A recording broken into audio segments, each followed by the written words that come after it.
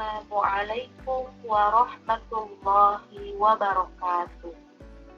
Alhamdulillah, assalatu wassalamu ala rasulillah wa ala alihi wa sahbihi wa mawala.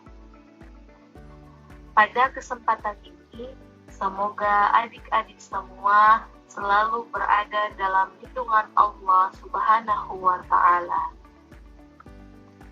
Pada kesempatan ini, kita akan membahas materi yang berjudul Adab Menggunakan Media Sosial pada mata pelajaran Pendidikan Agama Islam dan Budi Pekerti kelas 11 KCM.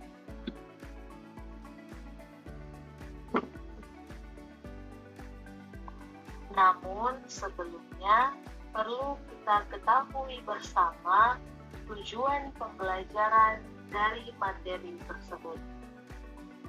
Yang pertama, peserta didik menunjukkan adab dalam menggunakan media sosial dengan baik. Yang kedua, peserta didik dapat menjelaskan adab dalam menggunakan media sosial dalam Islam dengan tepat. Yang ketiga, peserta didik dapat menelaah adab dalam menggunakan media sosial dalam Islam dengan tepat. Yang terakhir, peserta didik dapat membangun adab dalam menggunakan media sosial dalam Islam dengan baik. Apakah adik-adik tahu apa yang dimaksud dengan adab? Adab berasal dari bahasa Arab yang berarti kesopanan, sopan santun, tata krama, moral, dan nilai-nilai yang dianggap baik oleh masyarakat. Secara sederhana, adab diartikan sebagai perilaku yang menunjukkan kesantunan dalam kehidupan sehari-hari. Menurut Kamus Besar Bahasa Indonesia, media secara harfiah diartikan sebagai sarana atau alat komunikasi seperti koran, majalah, radio, televisi, film, dan poster. Sementara itu, sosial artinya hal-hal yang berkenaan dengan masyarakat.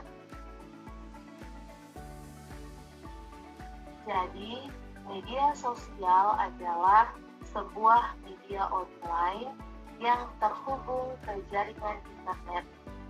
Para pengguna jaringan ini saling terhubung, sehingga sangat mudah terjalin komunikasi antar teman untuk berbagi informasi. Nah, macam-macam fungsi media sosial meliputi bookmarking, wiki, Twitter, creating, opinion, dan jejaring sosial. Nah, contoh-contoh jejaring sosial yaitu YouTube, WhatsApp, Facebook, Instagram, TikTok, dan Twitter.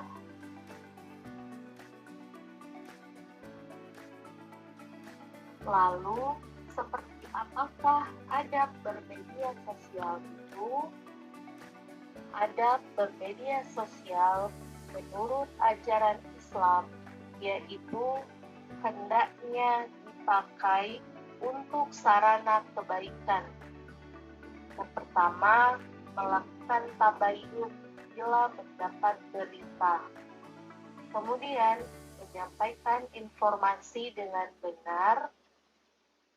Berikut, ketika update status tidak dilandasi riya, menghindari keluh kesah, jadikan sebagai sarana menegakkan amar ma'ruf nahi munkar, tidak untuk menebar kebencian, tidak untuk mengolok-olok, menghindari gibah, fitnah, bullying, hoax, pornografi, dan bijak dalam menggunakan media sosial sehingga tidak melalaikan ibadah.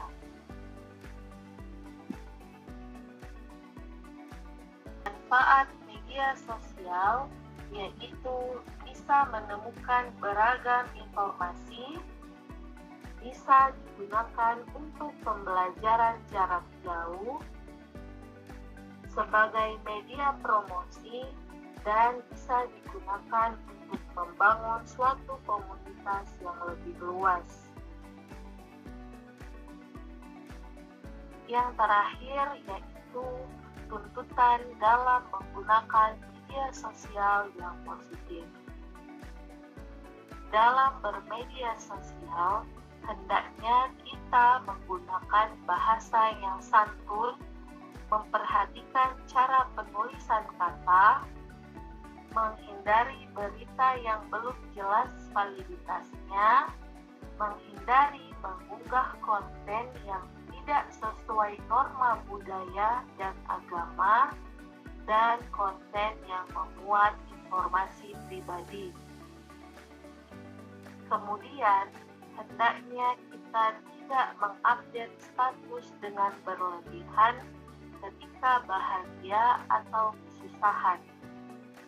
Dalam bermedia sosial, hendaknya kita menghindari suudzon, gibah, fitnah, tajassus, namimah, dan mengolok-olok.